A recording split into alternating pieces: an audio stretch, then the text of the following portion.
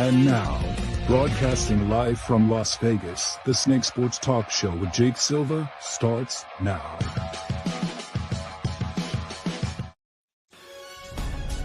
All right, ladies and gentlemen, here we go. We are live. We are back here on the Snake Sports Talk Show, wherever and however you may be watching and listening. Thanks for making us a part of your day. iHeartRadio, Roku, and all social media platforms on demand for you to like, subscribe, and also follow us wherever and however you guys get your podcasts and more. We've got a lot to talk about tonight. Is the night. It's all on the line. Padres, Dodgers. Oh, yeah. We are ready for a good one, folks. Plus, week 6 of Prime Predictions is also going to be on the way as well. And so we're going to tap in with our good folks up on IG, getting everybody there so that we can end up watching the show. But hope you guys are having a great week. I know this weekend it's going to be a lot of fun, but so much to talk about. NFL season still going amazingly strong. Lots of different storylines, but boy, is it a very, very good one. All right, so I want to talk about last night. I caught at least, bits and pieces of the game. And as of what I've seen, and I cannot believe I made this mistake last night, for the fact that I ended up going for the Seahawks instead of the San Francisco 49ers. Boy, was that a big mistake. So last night just basically told you everything that you needed to know about Brock Purdy and with the Niners. So as I've been saying it before, we've been trying to figure out exactly what we see with Brock Purdy. And I think this was arguably clear. Brock Purdy is he's a game managing type quarterback. Something that I think someone who ended up saying, game manager or game changer. I mean, he manages the game. We all are game managers in our own lives, and I think we can be okay with that. Now, I think the scrutiny when it came to Brock Purdy is because, he has all these weapons. He has all these running backs. He has these guys, on this roster. But yet people mistake the fact that Brock Purdy is, in fact, smarter than you think. He may not be a Josh Allen or Patrick Mahomes or any of these star quarterbacks or Lamar. Okay, we already got that. But he's smart enough with the football IQ. He's able to distribute the ball any and every way that he can possible. And Brock Purdy last night, 18 of 28, 270 70 yards total with 3 touchdowns, no picks. I mean, the guy is who he is. And not only that, but we've also seen other guys step up. Isaac Guriendo, do you remember the kid from Louisville? He stepped up in a big way. 10 carries, 99 yards. Jordan Mason, before he went down with the injury, 9 carries, 73 yards. So this Niners group, and even when you saw Debo and George Kittle and Brandon Ayuk, I mean, there were guys that were there. So with Purdy having at least Debo and Kittle back, of course it would end up boosting a lot of confidence, but you also got to think of the other side too. Geno Smith did not look like his best. But when you think of Brock Purdy, he's smart enough that he's going to distribute the football to any and every of his weapons, whether it's not Kittle, whether it's not Debo. I mean, you're seeing it right now. Look at where Brandon Ayuk is right now. 2 catches with 37 yards. He's barely making himself available.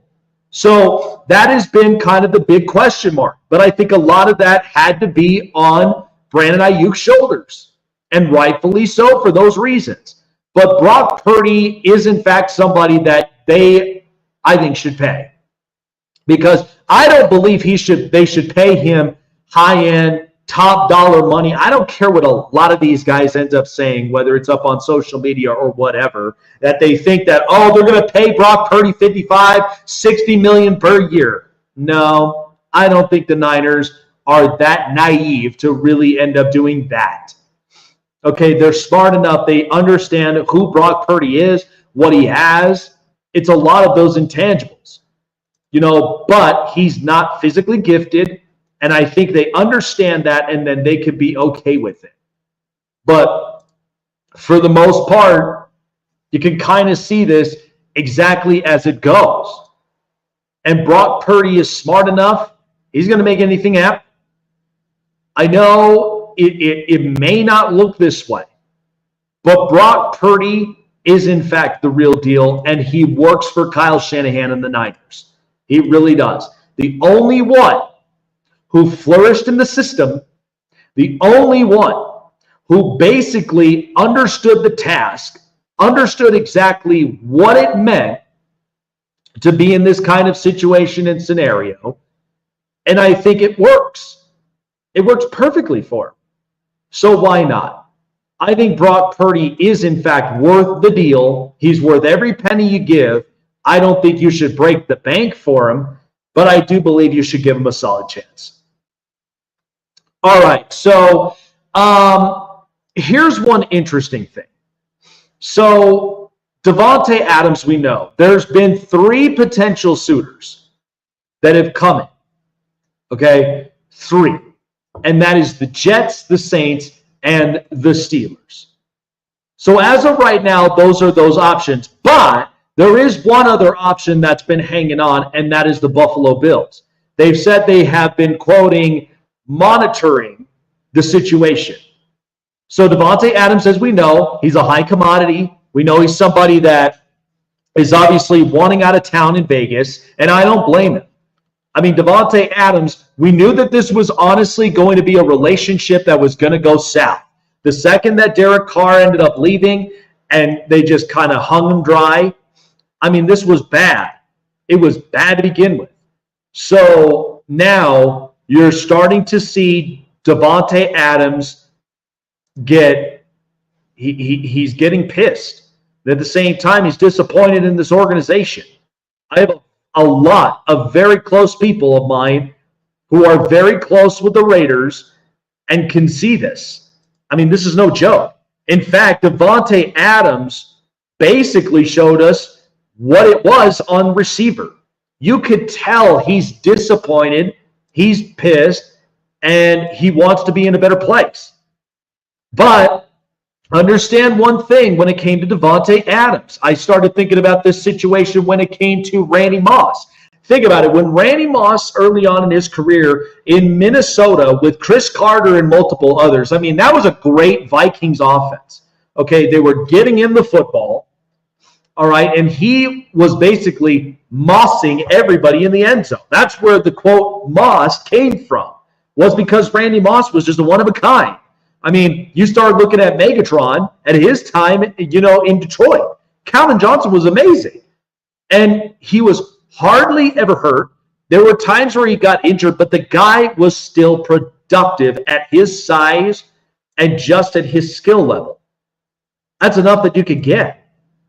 So when I think of Davante Adams with this, I think of this like Randy Moss. When Randy went to the Raiders, look at how many times he was scoring. Look at how many times he was staying out on that field. I mean, you're in a division with Patrick Mahomes twice a year. You're in a division with Justin Herbert and Jim Harbaugh twice a year, who bring a lot of physicality now. And you've got the Broncos now with Bo Nix and Sean Payton in that defense, and they're playing pretty competitive. You're facing them twice a year. And the Raiders right now clearly do not have a quarterback. They just sat Gardner Minshew after a terrible outing. Now they have Aiden O'Connell. This thing ain't working right. So amongst the Jets, Saints, and Steelers, here's what I will break down with all 3 of those options before I get to Buffalo. The Jets, they just fired Robert Saleh, and they demoted Nate Hackett. It's all on Aaron Rodgers at this point if Davante Adams goes there. And if they don't make the playoffs and this becomes a sad embarrassment, you know what's going to happen to this organization. They're going to get rid of Aaron. They're not going to end up dealing with this stuff. They're going to end up coming out and saying, well, they got manipulated. Well, no kidding. You've been manipulated from day one. Like, Aaron Rodgers is himself. This is who he is. And he's not going to change. So it is kind of a hard set when you look at it that way. How about the Saints? Well, after 2 weeks of cooking, they now have Derek Carr, who's hurt. And that was the whole point of it, was to reunite with Derek Carr again. But now Carr's hurt for multiple weeks. They got to start with Spencer Rattler. Dennis Allen, now this offense started to get slow. It wasn't like the first 2 weeks with the Saints, and it seems like this roster is, in fact, getting old on defense. It's not exactly blocking the same. It's not exactly, giving you the same kind of intensity that you think you get. So the Saints, I don't know about that place. And then finally the Steelers, who the Steelers have so many attitude problems. I mean, they've been dealing with attitude problems for years. Antonio Brown, get him out of town. Le'Veon Bell, get him out of town. Martavis Bryant, get him out of town. George Pickens now, they're limiting exactly how many targets that he gets because of attitude issues. But this is what you signed up for. You really think Davante Adams wants to be a part of that? And I mean, I get it with Mike Tomlin, but Tomlin is a player's coach. But right now, when you've got attitude problems in the locker room, and then not to mention, this is a BB gun offense with Justin Fields. And then you've got Russell Wilson in the middle of this mix that not a lot of people are confident with. So you're telling me those are the three best fits? I don't see it. So the one that, of course, is monitoring is the Buffalo Bills. And let me just tell you exactly why I think the Buffalo Bills should, in fact, pursue Davante Adams. Okay, unlike in Stephon Diggs' case, we know that they got out of drama with Stephon Diggs. And you could tell Josh Allen doesn't put up with drama queens. Okay, that's not what he's about. I mean, this is a kid from Wyoming in a small town. Okay, he's very competitive. He's accurate, and he does literally everything: passing, running, all sorts of stuff. He gets physical. And the Bills, the only problem right now is that there are times and moments where Sean McDermott could get conservative. I never had a problem with Joe Brady, their offensive coordinator. Once they made that move, Josh Allen looked a lot better. But Sean McDermott is, in fact, in that hot seat. And what you saw without Khalil Shakir the past week, look at how that offense really played. Wide receivers weren't getting open. They weren't getting any separation. And it felt really hard for Josh Allen to really distribute the football, even though Josh could do amazing things. But then Josh ended up getting his bell rung by the time that he ended up getting slammed on the ground. I don't think it should have been. And that was the one thing that was so skeptical about Sean McDermott and the rest of that organization, because why would you throw him out there if he's on concussion protocols? That's the part I never understood. I know Josh is tough, but he's not inhuman. Okay, so, but he is a star quarterback nonetheless. And what Davante Adams brings to the table, I know it's Buffalo, and I know it sucks when it gets cold right after, once you get into like the late November, December, like all the way up to February, it sucks. Okay, I've never been upstate, but I have been in cold weather. I live in a cold weather state in Colorado. Okay, it gets cold. You got to get built for it. And we know Davante Adams, he's been in Green Bay before, so it's not like this should honestly be a problem. But think about what you do have as far as pro tangibles. You've got an offensive coordinator in Joe Brady who could fix this whole thing up, and he's very clever. You've got Josh Allen, star quarterback. You've got stability in the organization with Brandon Beane and multiple others. The only question mark, of course, is Sean McDermott, because his job's on the line. Because once he gets conservative, this team does not end up performing the same. So Davante Adams, I feel like, could be that good fit for Buffalo. And for Buffalo, this is kind of the added firepower that you've been needing. Okay, Khalil Shakir, I like the kid. Once he gets hurt again, the offense feels flat. You got to put a lot of the pressure on a rookie, and Keon Coleman, and how is he going to produce? And then there's Curtis Samuel and multiple others. They could not get, you couldn't even get the run game going. So I just feel like Davante Adams, and I get it, there's part of it where you kind of have to swallow a bit about how he feels and all the rest of it, whatever. But I just think this just seems right. It seems right. It looks right. I don't have a problem with it. So, but by that point, there is the point you got to end up making. So if you're the Bills, because this is the other thing that you're also trying to do, because Rashee Rice is out for the season. You're trying to do any and everything at whatever it takes to stop Kansas City in the tracks. Okay? And yeah, they're 5-0 on a bye week. But they're 5-0. They're winning games. Nobody knows exactly how exactly they're winning games when Mahomes already has 6 interceptions total. Okay? And that's the part that I think kind of confuses everybody. But it's the mental warfare. They're winning. Okay? They're not winning a lot of these games based on skill. They're winning a lot of these based upon, the mental warfare. So I get it. But this is where Buffalo really has to make a push for. I do. I know they got out of the whole dispute between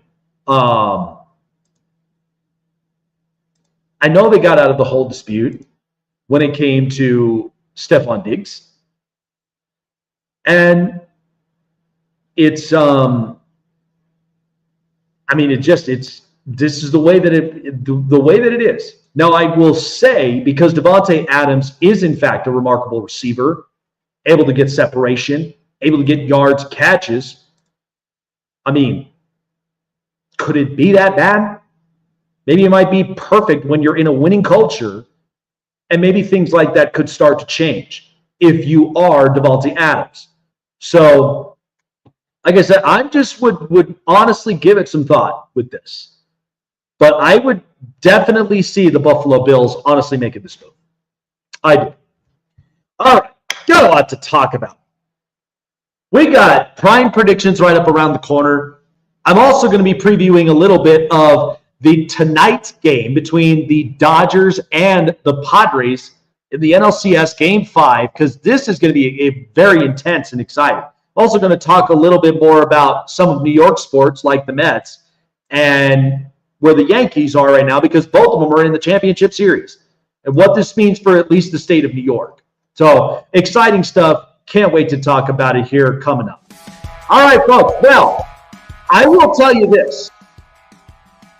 I just got my brand new Snake Sports Talk Show hat from my very own Snake Sports Talk Show merchandise, filled with so many goodies, so many great merchandise catalog, so many merchandise options for you. Hats, hoodies, t-shirts, long sleeves, so much more based upon your favorite show on the internet, all over, and on Roku and on iHeartRadio.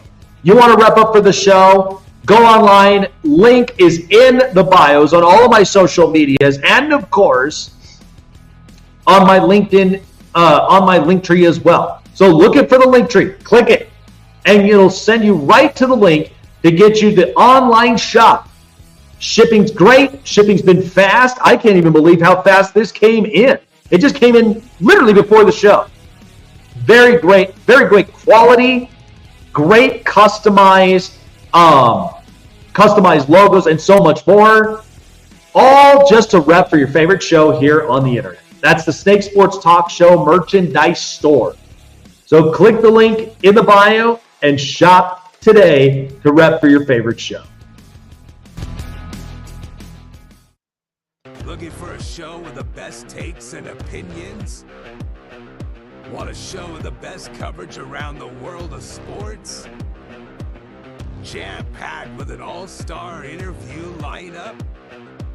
Then the best place to find it all, sports and entertainment, is right here. Join Jake Silva on the Snake Sports Talk Show, presented by SeatGeek and BetUS. weeknights at 8 p.m. Eastern, 5 Pacific on Sports Wave Network.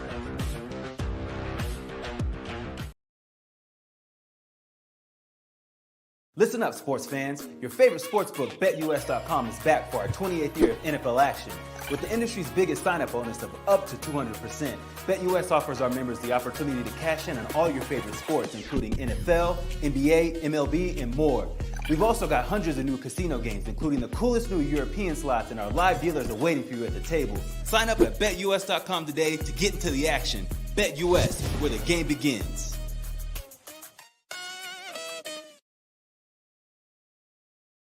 Check out the Con Man live on the Sports Corner, coming to a screen near you, giving you the greatest stories from basketball legends you've never seen before. Sharing their glory, building the toughness, and how they show off their swag. But only one man knows all that, and that's the Con Man. Join Michael Conceição, the Con Man, at the Sports Corner, Fridays at 5 p.m. Eastern, 2 Pacific on Sports Wave Network.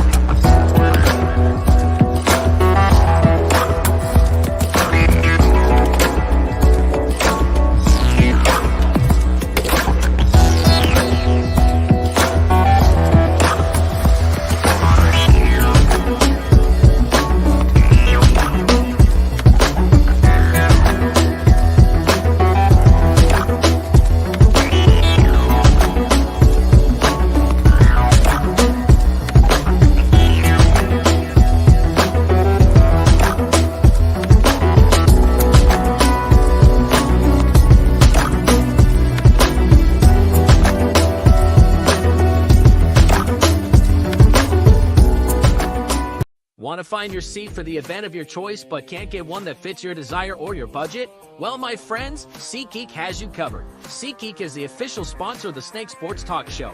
With a list of over hundreds of events to choose from, SeatGeek will assure you that you won't miss your seat with the amazing view of your choice at the most affordable price.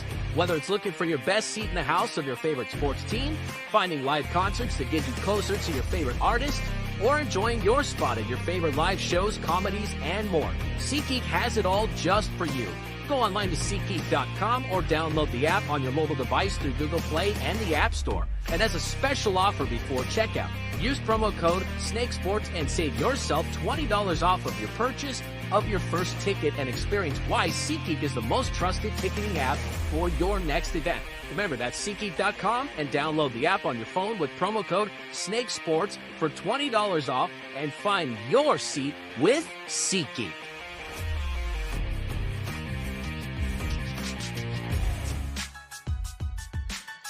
All right, so tonight is the night in Hollywood and in Chavez Ravine. So there's a lot to really look forward to here in this game between the Padres and the Dodgers. And boy, has it been a really, really good series between the two of them. I will tell you this, because they have, in fact, both these teams have just built this rivalry for a very long time. But now it's crazier and it's bigger than ever, because the fact that you got Manny Machado throwing a baseball into the Dodgers dugout, you got Fernando Tatis Jr. like getting red hot, but yet the Dodgers with Mookie Betts and company, I mean, this is going to be an outstanding division series tonight. But it is important for at least both these teams, because right now, tonight, you've got Yu Darvish and you've got Yoshinobu Yamamoto. And one of my big things, and you're facing against the New York Mets, and I'm going to be talking a little bit more about that here on the program. But the Dodgers, at least in this division series, has not quite hit the same. And this has been the last few years with the Dodgers. They love the big hits. They love exactly, the flashy, the firework, all the rest of it, and it's classy. Whereas you got the Padres, who they basically play loose. I mean, Darvish pitching well, Dylan Cease at times, ended up getting themselves out of certain jams. And then Fernando Tatis Jr. and Jackson Merrill, most of these guys, and even with Luis Arraez, that they got early on in the season. I mean, this is not a Padre team that's just an easy walk in the park. This Padres group looks for real, and they fight like it. And to me, when I think of how the Padres have been playing out, especially in this particular series, I mean, they've got some hitters. They got guys that can honestly end up making plays, and they've got guys that they know that they can trust and rely on in any of these situations. The Dodgers, however, because starting pitching had been quite the problem. I mean, Yamamoto in this division series has already got an ERA up of 15. And that's been difficult. But the Padres, I mean, they give the run of the money to the Dodgers. But the Dodgers, as you've known, I mean, Shohei Ohtani hasn't even played great in this division series either. So there's a lot of nick and nag, and there's a lot of really good close call battles here. And the Dodgers have also dealt with some injuries. So I just feel like because with this particular matchup, it's a great rivalry. Okay, it's a great rivalry. Nonetheless, I mean, this is kind of what you would expect. And in my opinion with this, when I look at both these teams, either one of them is going to be a serious problem against the Mets. But the Mets have turned their season around. I'll get to them here later on. But it's going to be a great championship series in the National League. And both these teams have real good quality pitching, even though I do think the Padres have more of the edge than the Dodgers. And both, of course, on their lineups, I think the Padres play a little bit more loose. I mean, Tatis is hitting the ball everywhere and even out of the park. You got the Dodgers with Mookie Betts with 2 leadoff home runs already. He's starting to finally find his groove. Okay, and it's been quite a while. He hasn't found it for quite some time. But they're also getting some defensive plays. Tommy Edmonds getting involved. All these guys. So this has been a really, really tough series all the way up into this ending point. And I know a lot of people, Dodger fans up out there. My old man's a Dodger fan. My wife's a Dodger fan. A lot of people that I've seen and come across, and I've watched the Dodgers in person and even with Shohei Ohtani 3 times now this season. And it's remarkable with what you can see with the Dodgers. But this has been a Dodger problem for a very long time when it comes to pitching, because starting pitching often at times, depending on who's there on the bump, doesn't really end up panning out and really performing as good. So they have to expect a lot from their offense. But that's exactly with how they are. But they're all about the big swings. You can't be like that in these types of situations. You got to be able to get guys up on base. You got to be able to at least string in some runs. You're not doing that. It becomes a serious problem. And I just feel like with the Dodgers, this is important for them tonight, because they've already stretched so much of the payroll from $1 billion this year in this offseason, and they've stashed it away for a very long time. And this is now not the position you want to be in. You don't want to be close to elimination. I mean, this is kind of just what it is. I mean, look, I've been to San Diego before. My wife and I, we've been there. That was where, I asked the question, right? And that was where the whole history began. Okay, and San Diego's beautiful. It's beautiful when the sun's out. And then when you go right there to the 405 and the 5, I mean, that's where you have that whole connection that goes right there to San Diego to Los Angeles. Okay, and San Diego, they've been needing something really good for a long time. They're fully invested in the Padres. And unfortunately for the Chargers, once Dean Spanos took that team away and ripped the heart of that fan base out and took them to Los Angeles, it just wasn't the same. Everybody gave up on the Chargers there. There are still some diehard day ones that are out there, and I know they're everywhere. But this in particular, I mean, they are all in and invested. So I just think with the Padres, I mean, they are a very loose team. And this was a team that was humming. They were humming for quite a while. I mean, they're not a team to really sleep on, and neither do you want to push these guys around. So the Dodgers have had their hands full throughout this entire series. And it's one that I think we honestly have been very entertained by. So it is it's incredible with how we see it. But tonight is, in fact, the night. I am crossing my fingers, hoping that the Dodgers prevail, but I would not be surprised if, coming out of the rabbit's hat, the Padres end up coming up with something that I think is going to be really entertaining and fun. And, again, either one of these teams could probably make hell for the New York Mets. I have a feeling. And you know what? I'd be all right with that. Either one of these teams. But we know it's important for the Dodgers because the fact that you spent all this money on Shohei Ohtani, you have a guy like Teoscar Hernandez who's hit 30-plus homers this season on a one-year deal. You probably wouldn't want to bring him back. So there's a lot on the line for this. Mookie Betts not hitting well. Now he's started to hit 2 solo home runs. So he's finally starting to see a stroke. Freddie Freeman, he's been dealing with an injury too. So there's all kinds of questions. There's all kinds of questions. But I think what's clear is that this is one the Dodgers could not. They could not end up dropping this series tonight, especially when you're there in Chavez Ravine. I mean, it says it right here, right here on the title. This is a perfect Hollywood ending. But you would not want it to be a bitter ending, especially in Los Angeles, because then you're never going to talk it down. I'm sure probably by the end of that, Wild Man probably might call me and probably be screaming obscenities by the end of the night. That's usually what happens. But, again, you can be very sure that this is going to be a fun Game 5, and I can't wait for it. So, all right. Going to be taking a break here. When we come back, prime predictions right up around the corner. Have it all ready for you. I'm really confident this week about it. So definitely can't wait to share it with all of you guys. Be back here in just about a few minutes.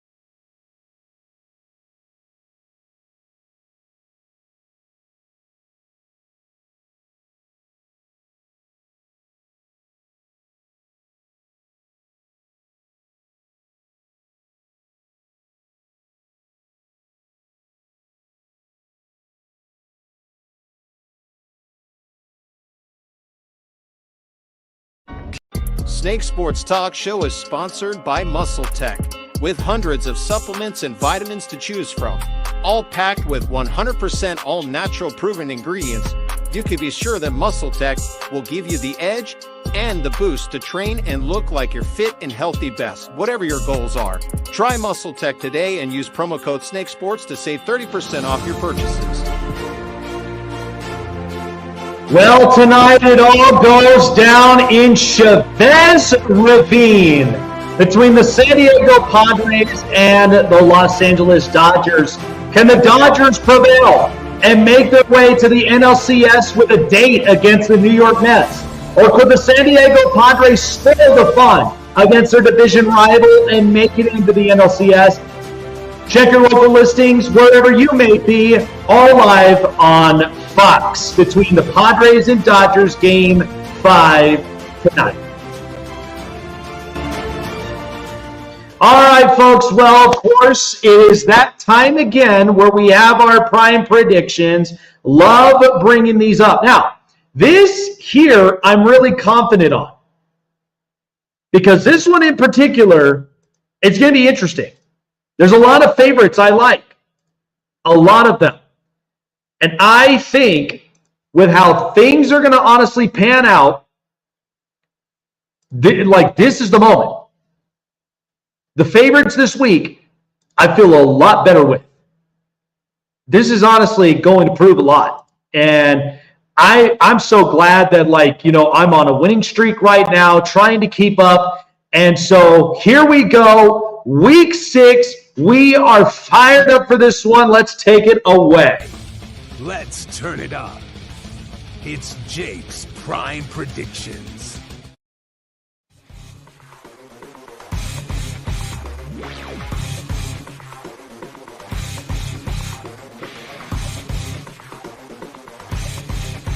All right, so the Jags and the Bears, which is the early morning window. I am going to take the Chicago Bears at -1. Listen, the Jags on a short week, especially on the road, international, doesn't really look promising to me. I think, honestly, when you look at it for many multiple purposes, the defense has been playing a lot better for Chicago, and Caleb Williams in the last 2 games, he's looked much, much better. He looks much more poised, much more comfortable in the pocket. And I think now this is kind of where the turn-up goes. The Bears have been playing some quality football now in the last couple of weeks. I'm glad they cleaned up a bit of that reckless football that they've been playing for quite some time. I'll take them here with the points at -1, and I'll get them to win early morning schedule slate and get them to win 24-20. Now, this is a fun one for me, and I love where the Packers are. I'm going to take the Packers at -5.5. I get Jordan Love, I get Christian Watson, and Romeo Doubs back with Jaden Reed, who has been at the front of the helm. Jordan Love still continuously being productive, and especially up in Lambeau. In the last couple games, the Arizona Cardinals defense, I have not liked with the way things have produced for them. Giving up points, giving up too many yards. I mean, this is not exactly a defense that is screaming shutdown, and especially against an opponent in Lambeau with Green Bay. I feel like Jordan Love is going to have himself a very comfortable day. I'll take the -5.5. Love the favorite on this one. Green Bay wins this game 28-20.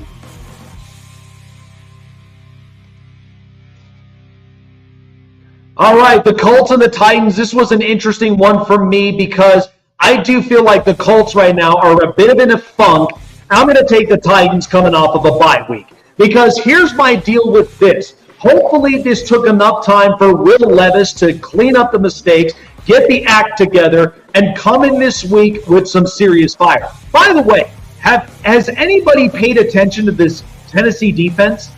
They lost a lot of notable names, but you know what? I love their defensive group, and I think a lot of this has to do with their defensive coordinator. Titans have been stopping a lot of their opponents, whether it's on the rush or it's against the pass. And I think the Titans defense, it's going to be noteworthy against a team that has been dealing with mistake after mistake. I'll take the Titans here at home to beat their division rival Colts with a -3, 27-20. All right, it is Drake May Day, ladies and gentlemen. Of course, I'm going to take the New England Patriots +7 in New England. First of all, nobody's got film on Drake May. Okay, that is the norm. And I think we already understand and we kind of know that. The Texans' offense, however, it hasn't quite scored all the way up to about 27+.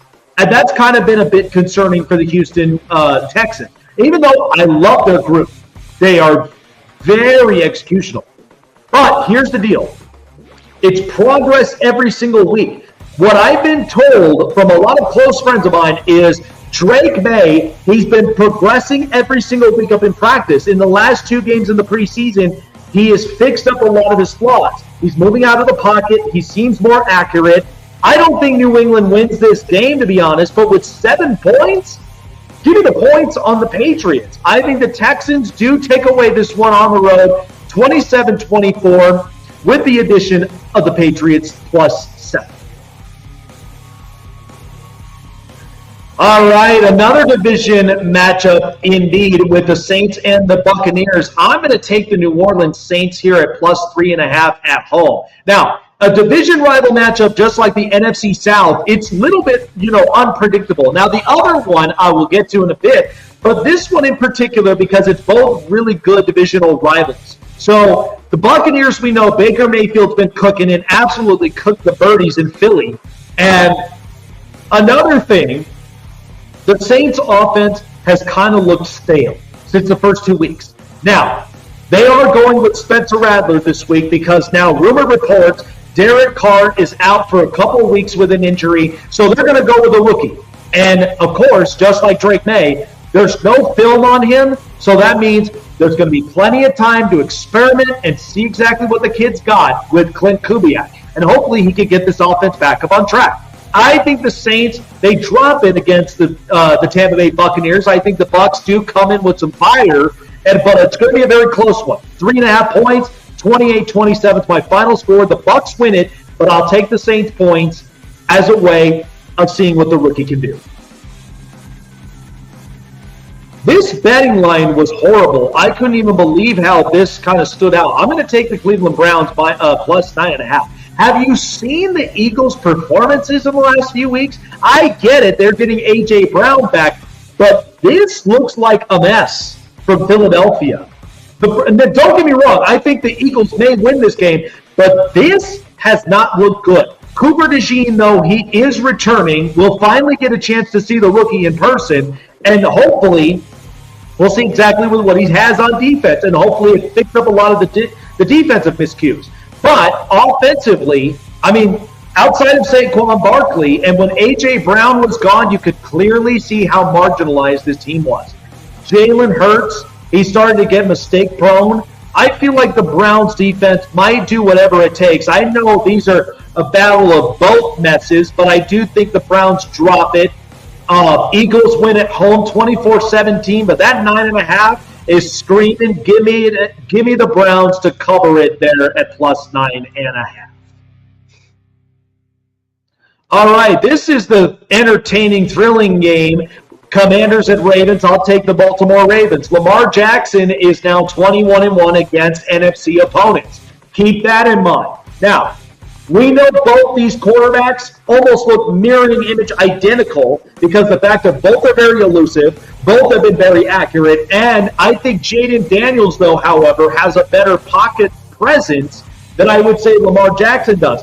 This is going to be an interesting toe-to-toe game, though. However, I do feel like Lamar might end up giving a little bit of a show-up against the rookie.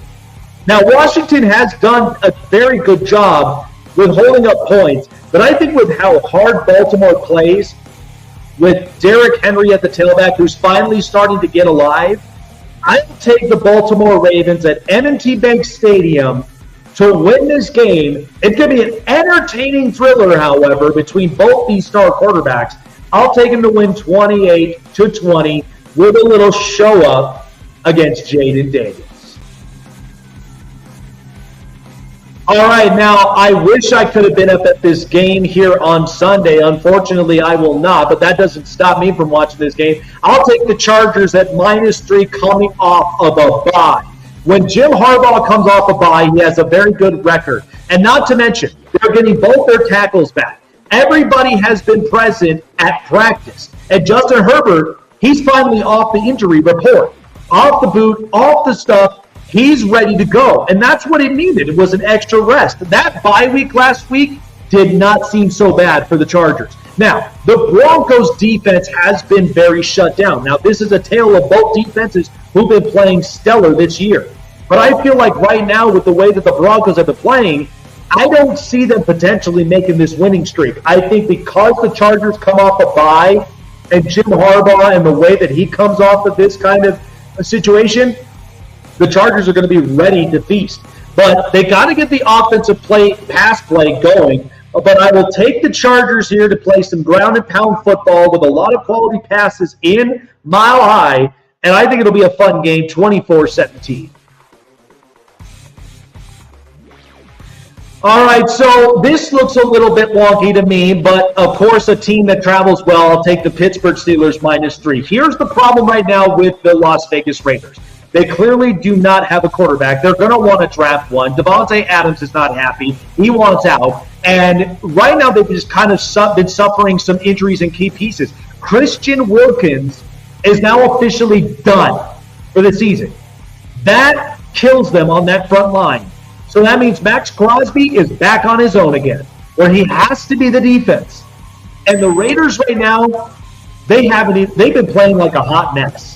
They started initially in the game where there was some promise to them, and then they just started crashing down hard on their same old ways. But Pittsburgh, they travel well. I don't like their quarterback situation or how their offense has been playing recently. But the defense, sure line, especially with some key injured pieces on the offensive line. I'll take the Steelers here to win on the road, a team that travels well, 24-17.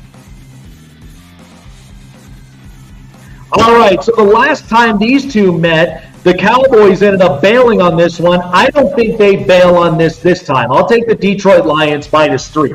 Now, the offense is finally starting to come alive for the Detroit Lions. I like with how everything that I've seen. Jared Goff barely passed the ball last time 18 times. So now they're coming off a bye week.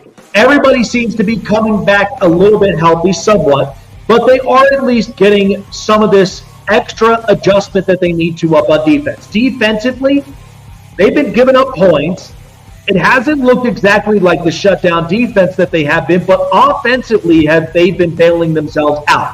Now, Dallas, they're without DeMarcus Lawrence. They're without Micah Parsons. And I don't really know exactly how this Dallas offense is really going to end up panning well. I think this gives the Lions a bit of a break because especially with that horrid run game that the Cowboys have, I'll take them to win on the road 27-20. All right, this division rival matchup seems pretty obvious. I'll take the Atlanta Falcons -6. I'm confident in this one because last week on a short week, they have now plenty of rest. Kirk Cousins, he's finally cooking. That means Zach Robinson has finally been putting together the offense, and it's starting to click. Now, Carolina, what do I need to say anymore about this dumpster fire of an organization? The Falcons offensively is finally starting to click. Now defensively, they're getting to a point. They had a slip-up last week against Tampa Bay. They're hoping they don't do it again. But this is kind of the Atlanta Falcons team we've been talking about since we previewed the season. I'll take them to win here on the road in Charlotte, North Carolina, 28-21. All right, the Sunday night game, Bengals-Giants. I will take the Cincinnati Bengals here at -3.5. The reason for this, yes, the defense sucks for Cincinnati. But offensively, it's been Joe Burrow over everybody else. 12 touchdown passes and 2 picks this season. He's putting MVP caliber numbers right now. And I know it kind of sucks because it feels so Joe Burrow reliant. The defense can't seem to defend anything. And as of right now, the Bengals are kind of playing with that chip on their shoulder. Now, the Giants' front line I know is very good. Okay, and in the offensive line, better protect Joe Burrow at all costs. But the only thing that I give the Bengals a break for is that the Giants' secondary is not good. So that's where I think the Bengals, they'll cover the points here on a Sunday night game. I'll take them to win 27-21. All right, so this is the Monday Night Football game we've all been waiting to watch. Bills and Jets. I'll take the Bills -1.5. There is so much stuff that is literally going on in New York with Robert Saleh fired. Nate Hackett's been demoted, but here's the takeaway for the Bills that I think could edge on their side. Okay, they elevated the DC to be the interim coach. What does that mean for the shape of the Jets defense? And the Jets defense has been very, very good. So when you elevate somebody who's a key piece of that defense, that might change up a bit. And Robert Saleh was a defensive guy. He gets ran up out of town. This may not look good. Now, Todd Downing is going to make the play calls for the offense with Nate Hackett now stripped. This is Aaron Rodgers' game to potentially try to win. But I don't know if it's going to honestly be that simple. I'm going to take the Bills at -1.5. Give me the points here. 27-23. Monday Night Football. There you go.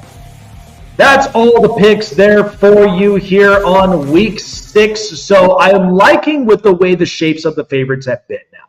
This is much better. Bears -1, Packers, Titans, Ravens, Chargers, Steelers, Lions, Falcons, Bengals, and Bills of all my favorites. And the dogs I love are the Patriots, Patriots, Saints, and Browns. Those are the 3 underdogs I like this week. Because all the rest of them, I think that this is ideally favorites week this week. I think this is definitely the week all these favorites now start to come. They start to play hard. They start to play like stuff like this stuff matters. So incredible. So I think this is going to be a perfect week. I've got at least my Inferno 5 picks that I know for a fact are my real deals. So keep an eye out on that on my social media. It's going to be a lot of fun to break down. All right, folks, that is going to do it here for the show. Appreciate all of you guys for joining me here tonight. Next week, it's going to be a lot better, and it's going to be a lot more cooking up. So happy I got a chance to showcase my brand new hat. I'm definitely going to start getting some more merchandise to showcase and share with all of you guys what's all cooking at the Snake Sports Talk Show merchandise store. Go online.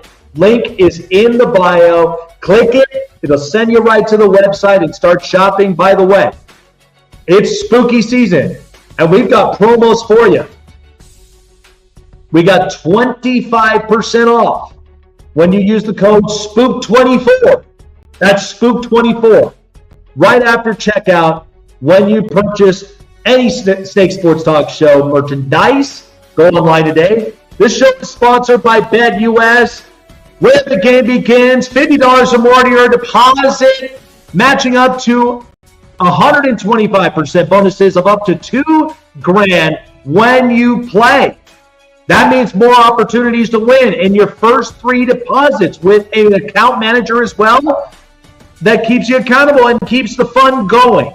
Gambling problem, seek therapy and seek the number in your state to get the help you need because we want you to enjoy it responsibly. BetUS where the game begins, and SeatGeek to get your best seat in the house of your favorite team or your favorite artist or wherever you may be.